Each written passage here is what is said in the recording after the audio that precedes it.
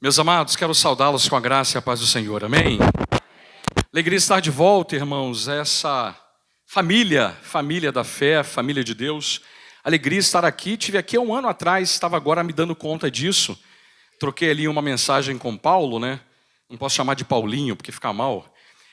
E aí a gente lembrou que eu tive aqui há um ano atrás. É uma alegria voltar ao convívio dos irmãos e poder pregar-lhes a palavra do Senhor mais uma vez. Já fui aqui apresentado, estou na companhia da minha esposa, quero justificar a ausência dos filhos. Estava tendo uma atividade dos adolescentes lá na igreja, eles ficaram, então o mais velho ficou lá para coordenar com o mais novo, 22 e 18, então ficaram em casa e não puderam nos acompanhar. Trago também um abraço fraterno da Igreja Batista Memorial do Mendanha, onde sou pastor há um pouco mais de 6 anos e quando posso também manifesto esse carinho em nome da igreja, as igrejas que me recebem e me convidam para expor a palavra de Deus. Então, recebam aí um abraço carinhoso da minha igreja lá, e que, portanto, eu quero transferir aos irmãos nessa noite também. Além disso, eu queria rapidamente fazer uma propaganda, pedi ao pastor Leonardo, ele me permitiu. Amados, eu tenho buscado sempre ler material sobre relação entre pais e filhos, família. E recentemente tive acesso a um livro que eu considero um dos melhores livros em português sobre o tema. Eu sei que muitos de nós estão aí vivendo desafios enormes com os filhos. O meu último sermão eu falei um pouco disso aqui, inclusive. E eu queria desafiar você, se você está procurando um material para lhe auxiliar nessa jornada com os filhos, a ler esse livro aqui do Paul Tripp, Desafio aos Pais, 14 princípios do Evangelho que podem transformar radicalmente a sua família. Olha, poucos livros que eu já tive acesso sobre essa temática são tão apropriados como esse. Esse é um livro que trata da questão numa perspectiva do Evangelho, nos ajudando a compreender o nosso papel como pais e limitando um pouco as nossas expectativas, que às vezes são falsas, com relação à maneira como devemos nos relacionar com eles. Então, vai aqui uma dica, esse livro, esse exemplar é meu, eu não vou poder franquear para ninguém, mas se alguém me pedir assim muito insistentemente, vai que eu presenteio, tá bom? Sem promessa, mas a ideia é que você adquira. O Paul Tripp tem outros livros sobre essa temática, né? Pastoreando o Coração das Crianças, por exemplo, Dica aos Pais, por exemplo, mas esse aqui é um mais recente, ele até falou que não escreveria mais livros sobre essa temática, mas acabou escrevendo esse último livro que eu considero um dos melhores livros sobre esse tema, em língua portuguesa. Então, fica aí a recomendação para quem quiser. E depois posso dar a foto para o Paulo. O Paulo bota aí nos mídias sociais dos irmãos para vocês terem acesso a esse material, tá bom? Vamos então ao nosso texto. Abra a Escritura Sagrada. Em Mateus capítulo 18. E eu quero ler do verso 15 ao verso de número 20.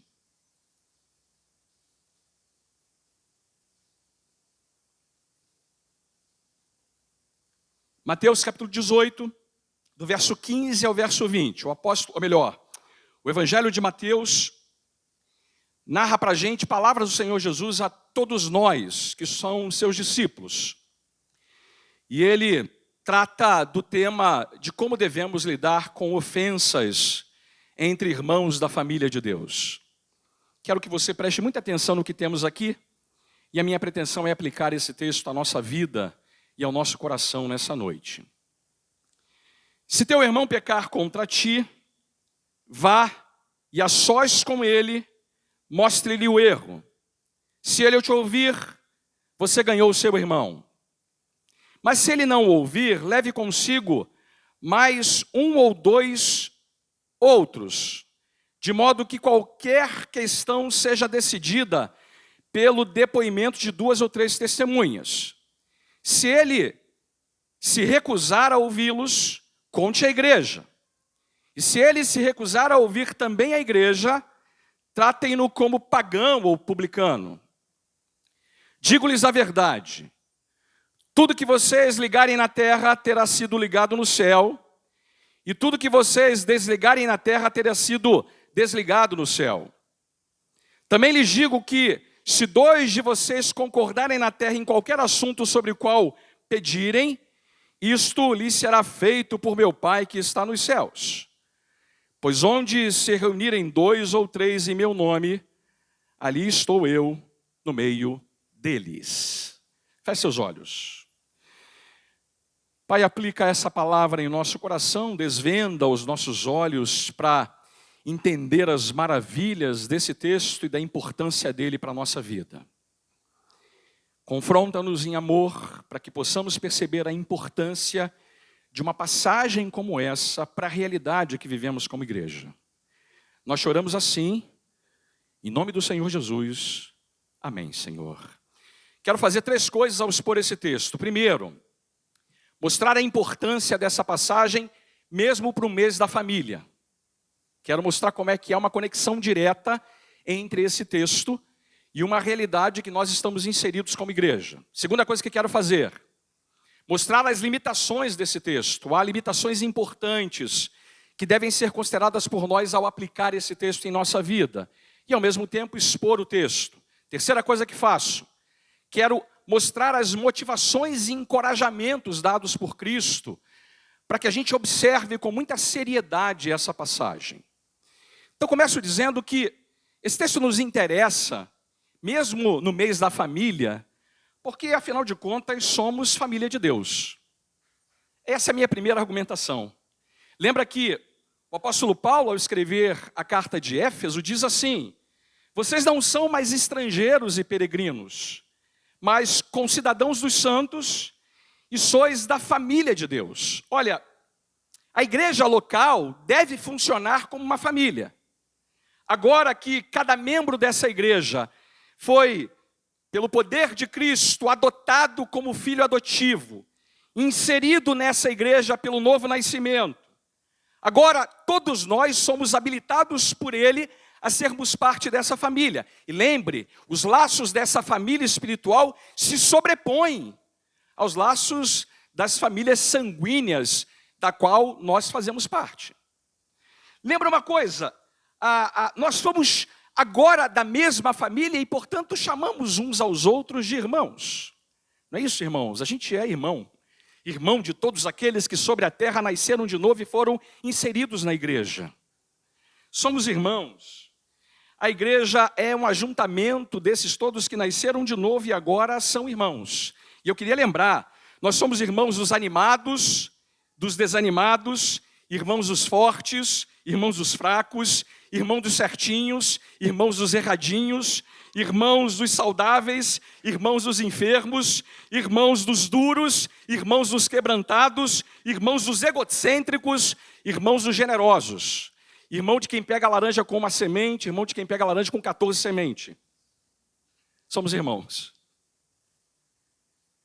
E por sermos irmãos, a igreja é a família de Deus, onde não há perfeição, mas há lugar para perdão, aceitação, reconciliação, cuidado e amor. Primeiro motivo, portanto, é que isso nos interessa porque a gente é uma família. Segunda razão é que poucas coisas têm o poder de prejudicar tanto a causa de Cristo, a causa do Evangelho, quanto desavenças entre irmãos, entre membros da mesma família, da família de Deus, que não são resolvidas de forma bíblica. Irmãos, como eu tenho visto isso acontecer, isso é trágico para a vida da igreja, para a honra de Cristo e para a causa do Evangelho. Nós precisamos ter atenção sobre isso, porque poucas coisas produzem um efeito tão danoso. Há tanta gente por aí que está afastado da nossa convivência, que está magoado e machucado, porque não houve nessa relação com aquele irmão o tratamento bíblico para o problema. Terceira razão, sempre haverá desavenças, discórdias, problemas relacionais entre nós, sendo membros da mesma família, enquanto estivermos nesse mundo. A gente não é anjo, a gente é pecador, regenerado pela graça de Deus. Então não se engane, não se engane. Como diz aquela frase, viver com cristãos no céu, ó que glória. Viver com crentes na terra, aí é outra história. é outra história. Talvez você esteja agora tendo que lidar com problemas desse tipo. Agora você tem que lidar com situações em que alguma desavença, algum problema foi gerado na relação entre você e um irmão na fé. Esse, portanto, é um assunto que nos interessa porque ele faz parte da nossa agenda. Eu sei, irmãos, que em qualquer igreja sobre a face da terra há esse tipo de problema. E eu não preciso conhecer em detalhes a vida daquela comunidade da fé, daquela família. Mais uma razão. Esse é um dos grandes desafios da igreja no tempo atual. A gente está vivendo num tempo, e você há de concordar comigo, que tem uma galera aí que está querendo ver o circo pegar fogo. Tem um pessoal aí que está fazendo de tudo para jogar mais lenha nessa fogueira. Parece que a gente vive um tempo onde todo mundo quer usar frases, atitudes que dão a entender essa ideia do eles contra nós. Passamos agora recentemente por um problemão envolvendo a questão aí de divisão político-partidária. Há uma polarização, uma divisão, opiniões diferentes que geram uma confusão enorme, sem falar nas redes sociais. Não vou nem ter tempo para falar sobre isso, mas você há de concordar comigo que, em certo sentido, é correto dizer que é mais fácil fazer as pessoas entrarem na igreja, mas é muito mais difícil manter a casa limpa, manter as relações saudáveis, manter a relação entre irmãos de maneira bíblica. Minha última coisa é que você não pode adorar a Deus de maneira agradável a Ele, se não observar essa passagem. E eu cito para você Mateus 5, 23 e 24. Portanto, se trouxeres a tua oferta no altar, e ali te lembrares que teu irmão tem alguma coisa contra ti, diz o texto, deixa ali diante do altar a tua oferta e vai reconciliar-te primeiro com teu irmão. E depois, só depois, vem e apresenta a tua oferta. Olha que coisa curiosa. Para a Bíblia, essa inversão não pode ser feita. Você não está em condições de oferecer a Deus a tua oferta se não uma relação cordial, amorosa, adequada com o seu irmão. Então, acho que a gente já tem elementos de sobra para perceber que precisamos olhar para esse texto com muita atenção. Minha segunda parte da exposição é, quando é que ela se aplica? Como é que é os limites dessa passagem? Eu quero ser rápido aqui. Primeiro, irmãos, a gente não tem o direito de ignorar o que esse texto está nos dizendo, a despeito de algumas desculpas que a gente gosta de usar para isso. Primeiro, eu não levo o desaforo para casa. Eu resolvo o meu problema com meu irmão do jeito que eu quero. Pisou no meu calo, piso no calo dele também. Criou problema para mim, eu vou fazer a mesma coisa com ele. Há uma segunda mentalidade que muita gente usa. Deixa isso para lá, pastor. Não perde tempo com isso não. Dá muito trabalho, é complicado demais lidar com esse tipo de problema. Deixa eu dizer uma coisa para você. Se relacionar é um grande problema. É um grande desafio. Terceira coisa que muita gente diz. Guarda e espera, pastor. A vingança é um prato que se come frio. Dor de barriga não dá uma vez só. Segura. Depois, na hora certa, pega ele na curva. Veja, essas mentalidades não têm nada a ver com o que a Escritura está nos ensinando. E nenhum de nós está autorizado a pensar assim. Isso me leva a mostrar para você que há limites para essa passagem. Então, talvez no futuro próximo você vai ter que lidar com esse problema, e talvez você esteja lidando com ele agora. Nessa noite, você esteja aí com problemas relacionados com algum irmão que te ofendeu.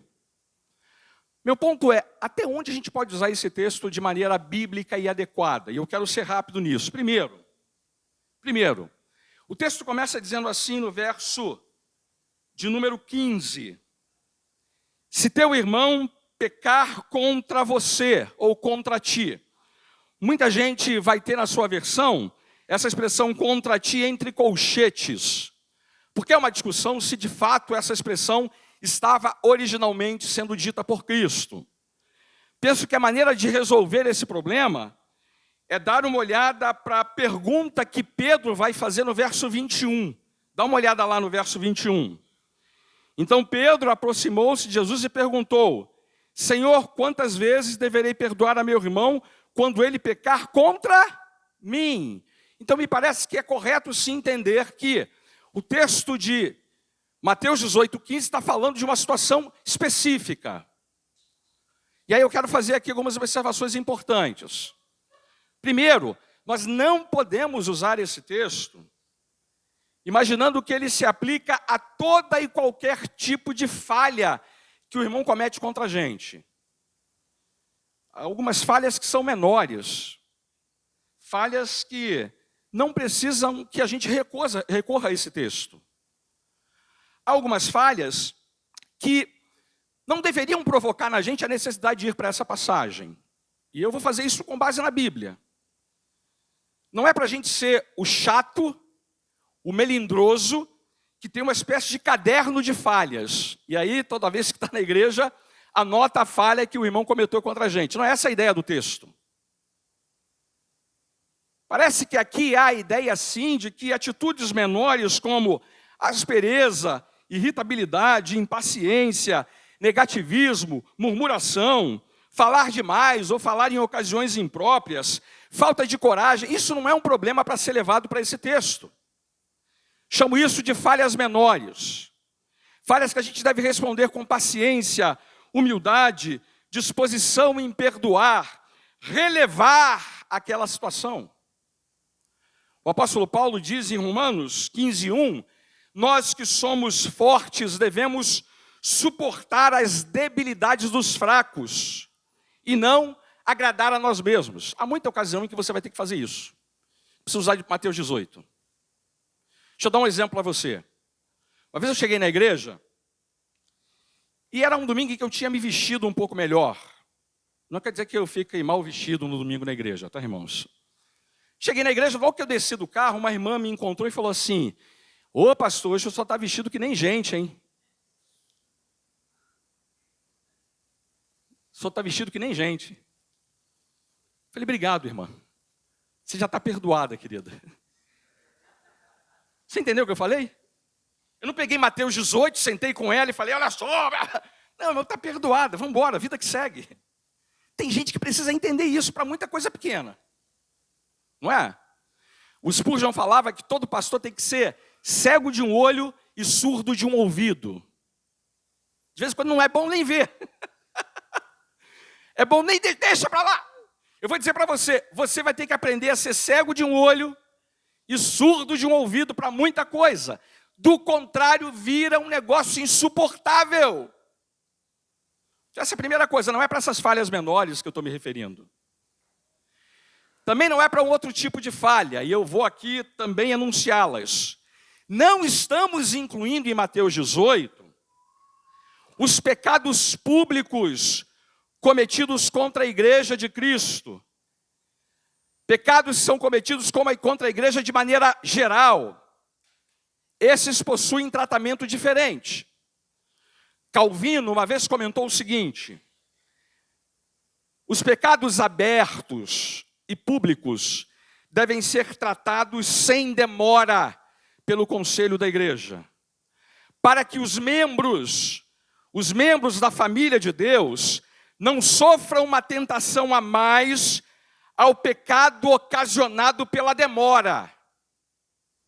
Há pecados que não devem ser tratados como Mateus 18, porque eles são pecados públicos contra toda a igreja. Você quer alguns exemplos? Comportamento que afeta toda a igreja e causa danos à integridade doutrinária da igreja, à pureza da igreja, à reputação da igreja como um todo. Falso ensino, contenda, fofoca contra a liderança, calúnia contra os líderes, imoralidade sexual, embriaguez, linguagem obscena, divórcio ou novo casamento sem respaldo bíblico e por aí vai. A Bíblia deixa muito claro que nesses casos, A liderança tem que agir rápido e tornar o tratamento proporcional à gravidade do ato cometido. Isso não quer dizer, irmãos, que as orientações bíblicas nesses casos sejam sempre as mesmas, mas elas devem ser aplicadas com sabedoria, com cuidado, considerando cada caso individualmente e levando em consideração a severidade do estado das coisas. Deixa eu dar um exemplo para você. Vá para Romanos 16. O apóstolo Paulo, no versos 17 e 18, faz menção a uma situação que deve ser tratada com seriedade. Recomendo-lhes, irmãos, que tomem cuidado com aqueles que causam divisões e colocam obstáculos ao ensino que vocês têm recebido. O que ele fala para fazer? Afastem-se deles. Pois essas pessoas não estão servindo a Cristo, nosso Senhor, mas a seus próprios apetites. Mediante palavras suaves e bajulação, enganam os corações dos ingênuos. Lembra a igreja de Corinto, que tinha lá uma situação em que um homem tinha uma relação incestuosa com a sua madrasta? Paulo não usou Mateus 18. Paulo mandou ele ser expulso da igreja. Não foi? Porque ali não se aplica Mateus 18. Ali não há tempo para ficar fazendo as etapas previstas aqui. Então, quando é que esse texto se aplica? Esse texto se aplica àquilo que a gente deve chamar de ofensa pessoal, ofensa de natureza pessoal. A pressuposição é dois irmãos de verdade, nascidos de novo, e eles agora experimentam uma relação em que um deles peca contra o outro. Então, nesse caso, o pecado não é dirigido à igreja como um todo, embora isso esteja acontecendo também. Mas o ponto aqui é que agora eu sou ofendido pessoalmente por esse irmão. E aí, esse irmão que foi ofendido de maneira direta, individualmente, deve tomar algumas ações à luz da Escritura Sagrada. Veja, aqui a gente pode enumerar alguns casos em que isso se aplicaria. Comportamento pecaminoso por parte de um membro que prejudique ou ofenda a outro irmão. Insulto, calúnia, violação da confiança, abuso físico e pessoal, agressão física ou verbal, furto, vandalismo e por aí vai. Eu sei que não deveria acontecer, mas acontece. Eu sei que a gente esperaria que isso não acontecesse entre nós, mas acontece. A questão é, o que a gente faz depois dessa ofensa ter sido experimentada? E agora estamos prontos para olhar o texto e fazer então a aplicação dele à nossa própria vida. A primeira mensagem é, confronte esse irmão. Confronte esse irmão em amor. Jesus dá para a gente 3 etapas no processo. Dê uma olhada comigo aí, a primeira etapa no verso de número 15. Se teu irmão pecar contra ti, vá a ele e a sós com ele, mostre-lhe o erro. Se ele ouvir, você ganhou o seu irmão. Primeira coisa importante é, irmãos, a primeira confrontação é de natureza privada. Diz respeito apenas a quem foi ofendido e o ofensor. Pergunto para você o seguinte, quem deve procurar quem? Quem deve procurar quem, irmãos? Vocês estão com medo de me responder porque estão com medo de errar ou estão com medo de me responder porque não sabem a resposta? Quem é? O ofendido. O ofendido. Quem ficou ofendido procura quem ofendeu. E ele faz o que nessa conversa? Primeiro, se certifica de não dar publicidade e visibilidade para essa história. Irmão, não é para ligar para uma terceira pessoa, mandar um WhatsApp para uma terceira pessoa e dizer assim, olha, queria que você orasse comigo. Mentira, já está sendo usado de maneira errada. Não tem que falar com ninguém, irmão. Ah, não, mas é porque eu queria compartilhar com você, porque a linguagem é sempre muito, repleta de artimanhas. Você não sabe o que aconteceu comigo, é mesmo? Eu não quero nem saber. vai conversar com o irmão que ofendeu você. Essa conversa privada tem por objetivo arguir esse irmão, como diz o texto, fazer com que ele tenha o direito de explicar o erro que ele cometeu. Mostre a ele o erro. Fale a sós com ele. Deixa ele se explicar. Vou dizer uma coisa para você. Maioria esmagadora das vezes, essa etapa é o bastante para resolver o problema. Maioria esmagadora das vezes, basta uma explicação melhor do que aconteceu. Maioria esmagadora das vezes, tudo não passa de um grande mal-entendido.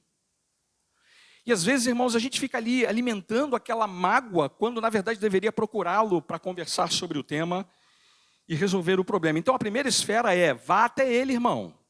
Vá até ele. Permita que ele se explique, permita que ele apresente a sua causa. Mostre a ele que você está aberto para procurar uma reconciliação com esse irmão. Olha, mesmo nós pastores, né? Precisamos às vezes ser confrontados dessa maneira, tá, irmãos? Agradeço muito a Deus, muita gente que veio até mim com esse tipo de conversa bíblica. Pastor, o senhor cometeu esse erro aqui e eu queria lhe dizer que o senhor me ofendeu. A gente senta e resolve o problema. Essa é uma maneira bíblica de resolver nossas ofensas. E veja, se essa abordagem do problema resolver, diz o texto, se ele o ouvir, você ganhou o seu irmão, portanto o assunto está encerrado. Diz respeito apenas a quem? A quem foi ofendido e o ofensor que agora chegaram a um acordo. Assunto encerrado, ninguém mais precisa saber disso. Ah, não foi bastante. Não foi bastante, a gente vai para a segunda etapa. Confronte ele de novo. Mas pastor, que trabalheira, hein? É isso mesmo, dá trabalho.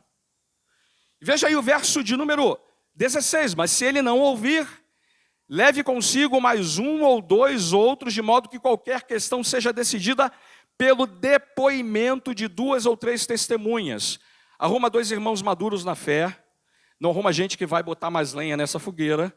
Não arruma gente que vai complicar ainda mais a situação. Vai agora na companhia de 2 irmãos maduros na fé.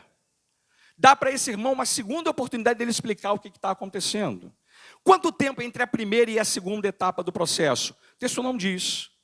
Mas é o tempo bastante para que de fato essa segunda confrontação seja necessária. O fato é que você fica com a responsabilidade de voltar a esse irmão e procurar com ele uma solução do problema.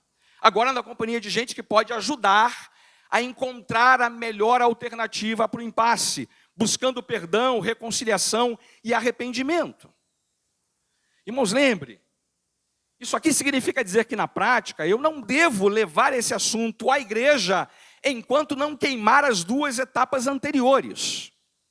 Você não está autorizado a levar o tema para a igreja enquanto você não esgotar as tentativas anteriores para resolver o impasse com aquele irmão. E aí o texto diz, se você conseguir resolver nessa etapa, o problema está resolvido. Verso 16. Leve consigo, qualquer questão seja decidida pelo depoimento de 2 ou 3 testemunhas. Se ele se recusar a ouvir, portanto, se ele ouvir, resolvido o problema. Se ele se recusar, conte à igreja. Leva o caso para a igreja. Leva o caso para a família. E se ele recusar a ouvir também a família, trate ele como publicano, trate ele como pagão. E aqui a última tentativa é que essa pessoa que já teve 2 etapas em que ela não quis mostrar arrependimento e reconciliação, ela agora vai ser confrontada pela última vez. Essa confrontação faz com que ela mais uma vez relembre tudo o que ela fez e a necessidade de buscar arrependimento. Mas veja, se a pessoa está presente nessa hora em que a igreja decide o tema, ela tem uma oportunidade mais uma vez de buscar arrependimento, confessar seu pecado. Mas se ela se recusar a ouvir a igreja, ela deve ser então excluída do rol de membros. Veja que o processo como um todo não tinha essa pretensão. Ele sempre teve a pretensão de fazer essa pessoa buscar arrependimento, mas ela preferiu insistir em não se reconciliar com o seu irmão. Estando ela ausente dessa assembleia da igreja, A questão deve ser exposta com limitação de informações, mas a igreja também deve excluí-la, porque ela não está se comportando como alguém que naquele momento quer buscar arrependimento e reconciliação. Isso não parece muito severo para você? Não é severo, irmão. Não é severo, sabe por quê? A igreja é uma família de pessoas que se arrependem. Irmãos na fé entendem que esse processo de confrontação em amor é para o bem deles. Irmãos na fé sabem que a causa da disciplina é sempre a ausência de arrependimento. Na verdade, eles se excluem antes porque não querem se submeter à orientação dada pela própria palavra de Deus. Bota uma coisa na sua cabeça, quando você se liga a uma igreja, você se submete à igreja. Você se submete à palavra de Deus. E, portanto, você não tem mais o direito de resolver problemas entre irmãos de uma outra maneira que não seja a maneira bíblica. Segunda coisa importante, o resultado almejado por esse processo é que ele se arrependa. E uma vez arrependido, haverá restauração, perdão, reconciliação. Não é punição o que se procura aqui. Ele não pode reclamar, inclusive, de que não teve oportunidade para estabelecer a sua maneira de entender o problema. Não! Ele foi ouvido numa esfera privada, numa esfera com testemunhas e, por fim, numa esfera como a igreja. Paulo diz que essas medidas todas, são sempre empregadas com amor, gentileza, humildade, espírito de brandura. Amor e disciplina andam sempre juntos. Onde há amor verdadeiro, há sempre também disciplina verdadeira. Lembra que Jesus falou para a igreja de Laodiceia isso, Eu repreendo vocês porque eu os amo. Eu repreendo vocês porque eu me importo com vocês. Preservar, portanto, a pureza, a unidade da igreja e, ao mesmo tempo, confrontarmos em amor aqueles que não querem se arrepender, considerando ele como um incrédulo, considerando ele como um pagão, é a última tentativa de produzir arrependimento. Mas Cristo quer que nós observemos criteriosamente essa passagem. E eu termino dando para você 3 razões pelas quais a gente deve observar esse texto como família de Deus. E veja, Jesus depois dá para a gente 3 palavras de encorajamento para entender isso aqui e aplicar isso à nossa própria vida como família de Deus. A primeira está no verso 18. Digo-lhes a verdade. Tudo que vocês ligarem na terra terá sido ligado no céu. E tudo que vocês desligarem na terra terá sido desligado nos céus. A primeira palavra de encorajamento dele é a seguinte: quando vocês obedecem esse texto, vocês exercem autoridade em meu nome. Esse é um texto muito mal usado, Muita gente usa ele para fazer afirmações esdrúxulas e completamente equivocadas desse texto, O pessoal está com um problema e fala, vou ligar aqui para desligar aqui, ligar não sei aonde. É uma ligação do caramba. Tem nada a ver com essa passagem. Essa passagem tem a ver com disciplina. Ele está usando no contexto da disciplina. Quando vocês levam a sério esses passos, primeiro, segundo e terceiro, vocês estão realizando o que realizam em meu nome, sob a minha autoridade. A igreja tem esse poder de unir e soltar, de ligar e desligar. Nós não temos o direito de ter uma espécie de indiferença sonolenta para esse assunto. Não queremos uma severidade cega. Não é caça às bruxas que a igreja está pregando. Mas essa igreja comprometida com Cristo exerce a sua autoridade de forma bíblica, se harmonizando com aquilo que a mente de Cristo, a sua vontade para a igreja, revela nessa passagem. Então façam isso. E façam isso em meu nome. Segunda coisa que ele diz, versículo de número 19. Também lhes digo que se 2 de vocês concordarem na terra em qualquer assunto sobre o qual pedirem, isso lhes será feito por meu Pai que está nos céus. Mais uma vez, essa passagem não tem nada a ver com a ideia que muita gente usa para esse texto. Aqui a passagem tem relação direta com a questão da disciplina, do processo de reconciliação entre irmãos que se ofenderam. Há uma interpretação quase infantilizada desse texto, que diz: se 2 ou 3 declararem qualquer coisa em nome de Cristo, acontece. Falo com pesar isso, irmãos. Eu tenho visto gente usar esse texto para dizer que a cura do câncer pode ser exercitada a partir dessa passagem. Basta 2 pessoas se unirem e dizerem que acreditam na cura, e a cura acontece. Não acontece. A cura da pandemia, tinha gente por aí usando esse texto. Não tem nada a ver com isso. Essas 2 ou 3 pessoas são as 2 ou 3 testemunhas que foram lá resolver o problema na etapa intermediária do processo. Quando essas 2 ou 3 testemunhas confirmam o que está acontecendo, elas fazem isso em nome do próprio Pai do céu. Ou seja, o contexto é que Deus vai não apenas delegar a autoridade, como fez no verso 18, como também Deus confirmará a decisão que a gente está tomando em nome dele. Quando fazemos aquilo que Deus determina no texto, é como se ele dissesse assim: eu assino embaixo do que vocês fizeram. Aquilo que vocês estão realizando em meu nome tem a minha chancela, tem a minha aprovação. E a terceira e última coisa é que ele dá uma outra palavra de encorajamento no verso 20. Jesus mesmo estará presente para validar esse processo. Ele diz assim: pois onde se reunirem 2 ou 3 em meu nome, ali eu estou no meio deles. Mais uma vez, um texto mal utilizado, né? Muita gente usa esse texto para dizer que quando você tem um culto público com pouca gente, né, está vazio o culto, aí o pessoal fala assim: tem 2 ou 3 aí, já está bom para fazer o culto acontecer. Não é o caso aqui, mas é só para dizer que as pessoas usam esse texto para dizer que basta pouquinha gente para validar a necessidade da realização daquela adoração pública. Não tem nada a ver com isso. 2 ou 3 aqui, mais uma vez, é uma referência às testemunhas.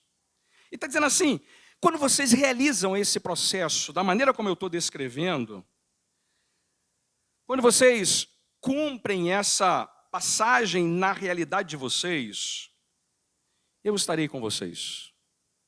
A gente acha, irmãos, e eu vou fazer essa observação aqui de maneira muito respeitosa, de que Jesus só está entre nós quando a gente está reunido para adorá-lo publicamente. Isso é verdade, mas é verdade também que ele está também bastante interessado que as ofensas que a gente experimenta uns com os outros sejam resolvidas da maneira como ele prescreve. E ele está dizendo assim: quando vocês fazem assim, quando vocês seguem nessa direção, eu estarei com vocês.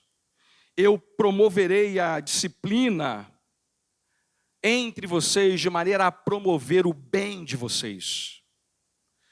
O J.C. Ryle, um pastor anglicano, disse uma coisa muito importante: promover a disciplina na igreja não é popular, nem agradável, mas está de acordo com a mente de Cristo e visa promover a unidade, a pureza, a reconciliação e o amor entre irmãos. Discípulos ouviram essa mensagem, entenderam a implicação dela para a vida deles. Tanto entenderam que Pedro faz uma pergunta na sequência. Veja aí o verso 21 e 22. Então Pedro aproximou-se de Jesus e perguntou: Senhor, quantas vezes deverei perdoar a meu irmão quando ele pecar contra mim? Resposta de Pedro continua dizendo: até 7 vezes? Jesus respondeu: eu lhe digo, não até 7 vezes, mas até 70 vezes 7. Não entenda mal aqui, né? Ele não está dizendo para ser 490 também. E aí você pode pensar: mas estou na 489, pastor, falta só uma, para eu poder começar a resolver agora no Giraia. Não é isso que ele está falando. 70 vezes 7 aqui é perdoe ao máximo. Nunca se permita confrontar o irmão em amor sem estar disposto a perdoá-lo. Toda fogueira só continua na família de Deus porque alguém está disposto a colocar mais lenha nela. Não ponha lenha na fogueira. Perdoe. Sei que você vai ficar com prejuízo. É isso mesmo. Quem perdoa paga a conta. Mas perdoe. A gente tem que ser como o Thomas Cranmer. Ele era um homem conhecido como alguém que, quando ofendido, acabava se tornando amigo do ofensor por conta do perdão que sempre oferecia. Mas a gente foi chamado para ser família de Deus que se perdoa. Quantas vezes forem necessárias. O máximo de vezes que for necessário. E sabe por que isso? Porque Jesus, na sequência, conta uma parábola. E eu termino aplicando essa parábola. Veja do verso 23 até o verso de número 35. Olha o raciocínio dessa parábola e como ela deixa a gente sem nenhuma desculpa para não perdoar o nosso irmão. Por isso, o reino dos céus é como um rei, verso 23, que desejava acertar contas com os seus servos.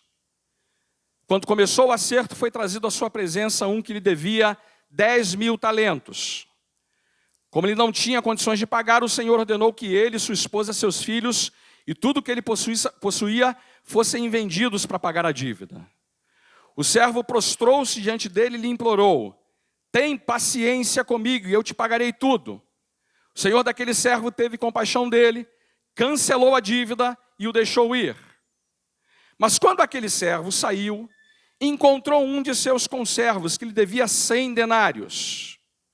O primeiro devia 10.000 talentos.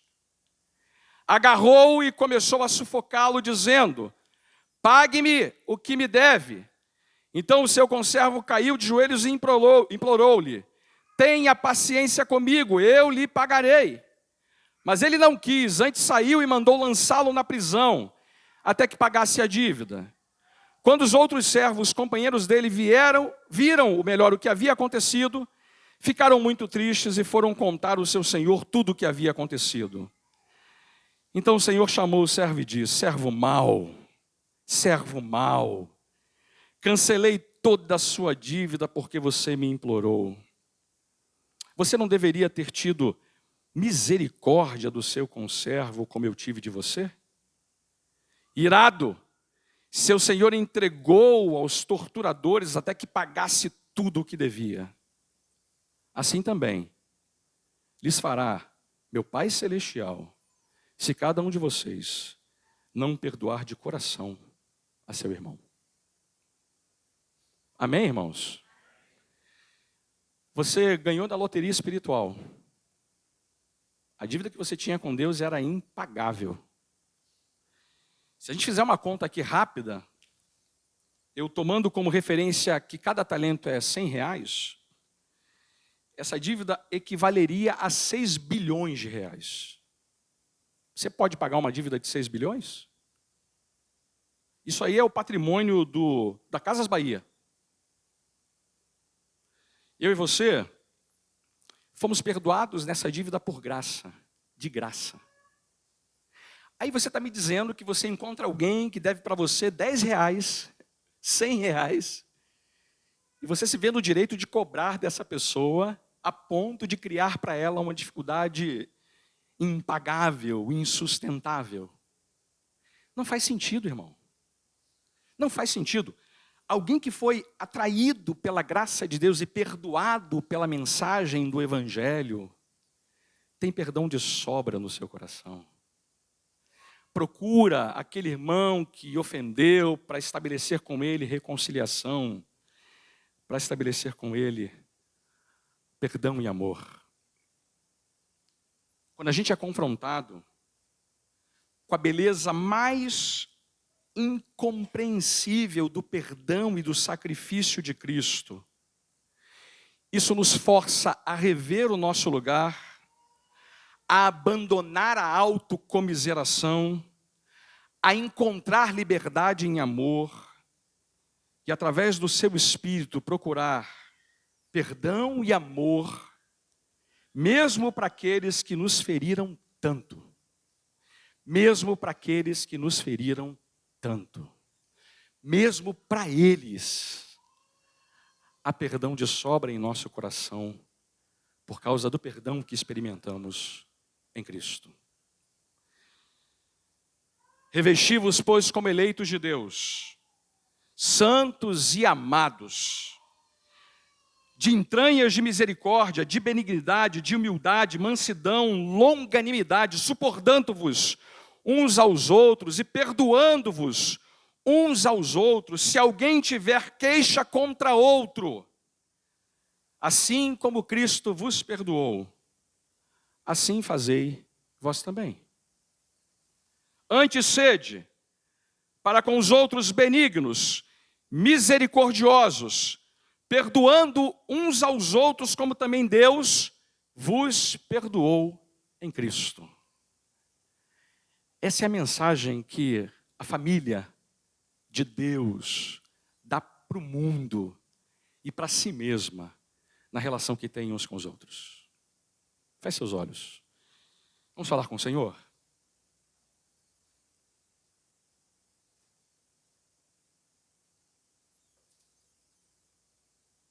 Talvez exista entre nós gente que foi ofendida e que precisa tomar medidas sérias quanto a esse assunto. Amado, a você eu digo, procure esse irmão, reconcilie-se com ele ainda hoje. Comece logo. Não deixe que a raiz de amargura brote em seu coração. Talvez você esteja já numa etapa posterior ao processo. Não se sinta desmotivado e cansado. Obedeça a Cristo.